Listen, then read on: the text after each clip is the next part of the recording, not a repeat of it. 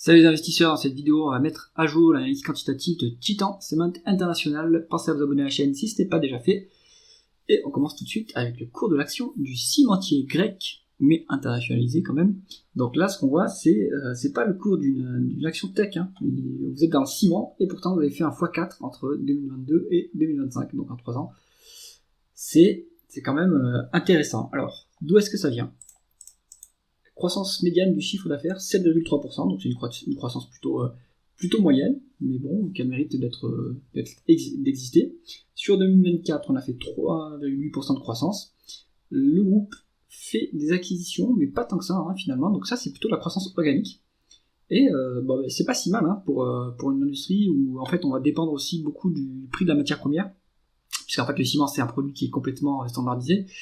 Donc en fait, pour analyser bien un cimentier, il vaut mieux regarder la production en volume plutôt que l'évolution du chiffre d'affaires pour savoir si l'entreprise continue à descendre la courbe d'expérience, continue à produire.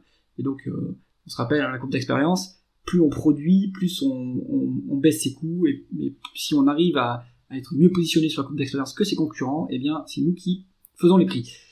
Mais sur les cimentiers, on est sur un type un peu particulier parce que les cimentiers ont des monopoles locaux puisque le ciment et le béton est assez lourd à transporter et donc ça évite la concurrence des zones en surcapacité. Si on compare par exemple à l'acier, c'est pas du tout la même histoire, l'acier se transporte très bien et donc les aciéristes, les sidérurgistes européens souffrent de la concurrence chinoise qui est exportée à bas prix, alors que c'est pas du tout le cas pour le ciment. Il y a une exception, hein, quand la cimenterie est proche d'un fleuve, par exemple, là on peut transporter du ciment, on peut exporter. Par exemple en Égypte, ils exportent pas mal de ciment. Mais pour les autres zones géographiques, c'est pas vraiment le cas. Donc on est protégé. Alors, donc c'est positif sur la croissance. Regarde les taux de marge. Donc on voit ici que le point bas des marges, c'était en 2022. Donc période inflationniste, difficulté en plus à monter les prix à l'époque. On est sur des coûts d'énergie qui ont explosé. Et depuis ce point bas, donc le point bas vraiment c'était le point bas de la décennie, hein, en septembre 2022, depuis ça n'a fait que se redresser. Et ça c'est excellent. Donc l'entreprise a réussi à récupérer du pouvoir de capacité à monter les prix, et a réussi à monter les prix. Ensuite, les coûts d'énergie ont baissé, hein, donc ça a permis aussi d'améliorer les opérations, l'efficience opérationnelle. Donc on a sur un taux de marge d'EBITDA qui est quand même record, hein, 22%, c'est excellent pour une cimenterie. Et le taux de marge nette, avec le désendettement, on va voir par la suite, a bien monté, puisqu'on a baissé les frais financiers, malgré les hausses de taux qui se sont produites, hein, mais bon, donc c'est pas si mal, hein. On est sur des taux de marge qui sont en amélioration, on est en fait sur des taux de marge d'une entreprise de qualité, hein, où on est déjà sur les taux de marge qualitatifs, là, alors qu'on fait du ciment, voilà. C'est excellent. On continue avec la conversion des bénéfices nets en free cash flow. On est sur... Alors, c'est ici. Alors, on est sur des free cash flow qui sont plus élevés que les bénéfices nets. C'est très bien, mais bémol, ça dépend de comment c'est obtenu. Est-ce que c'est obtenu avec une variation du BFR qui est positive pour l'entreprise ? Donc négative, hein, évidemment.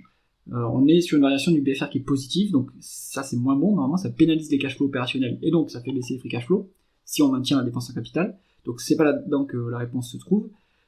Est-ce qu'on a une dépense en capital qui a fortement baissé par rapport aux dépréciations et amortissements ?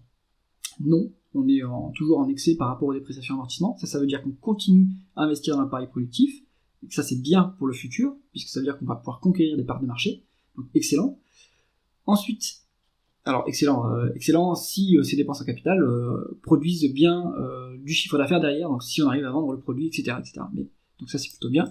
Et donc la réponse se trouve dans Other Non-Cash Items, et donc là il faut aller voir dans les tableaux de flux de trésorerie de quoi il s'agit. On n'a pas l'info sur quoi il finit ici, donc là rendez-vous dans les rapports financiers.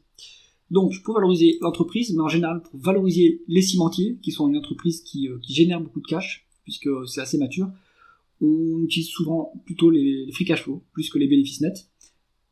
Et là, il faut aussi regarder s'il n'y a pas de dette pour valoriser l'entreprise. On va voir justement ça après, mais d'abord on regarde le rendement des capitaux investis. On est sur 5,5 jusqu'à 2022, ce qui est une rentabilité plutôt faible, hein, plutôt médiocre, hein, même, parce que si on prend par exemple une obligation de la zone euro à l'époque, bon c'était peut-être 1,5, 2%. On n'avait pas une énorme prime de risque, et là, bam, la rentabilité est beaucoup plus importante qu'une simple obligation, donc bonne rentabilité des opérations. Bon, ça commence à se renormaliser, hein, on va voir jusqu'à où ça se normalise, mais pour l'instant on est sur un niveau qui est colossal, hein, je rappelle, pour du ciment, quoi. Donc c'est vraiment très très bon, hein. C'est là qu'on voit que en fait les cimentiers ont un moat, hein. Ils peuvent monter les prix et ils peuvent avoir un énorme rendement sur le capital qu'ils investissent. Ou alors ils peuvent dépenser de moins en moins en capital pour générer des résultats opérationnels. Donc c'est excellent. L'endettement de la société ne fait que baisser depuis 2022. On est quasiment à une fois l'EBITDA, ce qui est bien, hein. Donc les cimentiers ne sont pas des boîtes qui peuvent s'endetter à des taux d'intérêt attractifs, parce que c'est pas une activité ESG. D'ailleurs, on rappelle, les cimentiers, ils ont besoin d'acheter en Europe en tout cas, des quotas d'émissions carbone pour pouvoir opérer. Donc ça aussi, c'est quelque chose à vérifier dans les publications des cimentiers. Donc c'est bien de se désendetter parce que les taux d'intérêt sont pas très attractifs sur cette industrie. Donc là, ça baisse tranquillement. On a une fois les EBITDA, on a 3 fois les free cash flow, donc il n'y a pas de souci sur la dette. La rémunération de l'actionnaire maintenant. On est sur un dividende qui est croissant depuis 2020, à peu près un rendement de 2%, hein, avec une market cap de 3 milliards 2, voilà, ouais, c'est à peu près ça. On est sur moins de la moitié des free cash flow, donc il y a de la marge pour augmenter ce dividende. Le rendement actionnaire est à 2,65%, c'est-à-dire qu'il y a un peu de rachat d'actions. Si on zoome un petit peu sur la période récente, on voit que il y a un peu des rachats d'actions, mais ils sont un peu timides, hein, quand même. On pourrait racheter plus d'actions que ça. Donc il y a moyen que le rendement de l'actionnaire augmente sur Titan Cement. À noter que on était sur une dilution à ce niveau en 2019. Hein. Donc là, on était à une dilution massive, hein. À mon avis, ça c'était pour éviter une faillite, hein, parce qu'on a divisé par 2 quasiment on a monté par 10 le nombre d'actions, donc je pense que là il y avait un problème sur l'entreprise à ce niveau-là. Mais depuis 2022, tout va bien pour Titan Cement. On va regarder la valorisation maintenant. En valeur d'entreprise sur EBITDA avec qui a un peu de dette. Alors, si on prend un énorme recul, sur la période 2006-2008, enfin ici, on serait été à 1,7 fois la valeur d'entreprise sur EBITDA. Voilà, franchement, c'est rien. Ensuite, sur la période, on va dire, crise financière jusqu'à crise grecque, on se traitait plutôt à 3,8, 3,7, ce qui est pas grand-chose non plus. Et puis là, ça commence à se redresser, hein. Donc là, ça veut dire qu'on est sur une société qui a changé de qualité. Là, le marché reconnaît que l'entreprise a monté ses marges à une rentabilité qui est bien meilleure. Moi, je pense que maintenant, le nouveau multiple médian, c'est celui-ci qu'il faut prendre en compte, vu la qualité du dossier. 6,3. Ma zone value, moi, je rappelle souvent, c'est 7 pour la valeur d'entreprise sur EBITDA. On est toujours dans ma zone value, mais attention, on n'est plus décoté par rapport à cette médiane 5 ans. Et donc, là, vu que le cours monte, c'est plus maintenant le multiple commence à se redresser assez sérieusement. Et donc, conclusion de l'analyse, est-ce que c'est trop tard pour rentrer sur Titan Cement ? J'aurais du mal à dire que c'est trop tard, mais maintenant il n'y aura pas un énorme gain en capital. Vous n'aurez pas à nouveau cette performance-là, hein, ça c'est clair.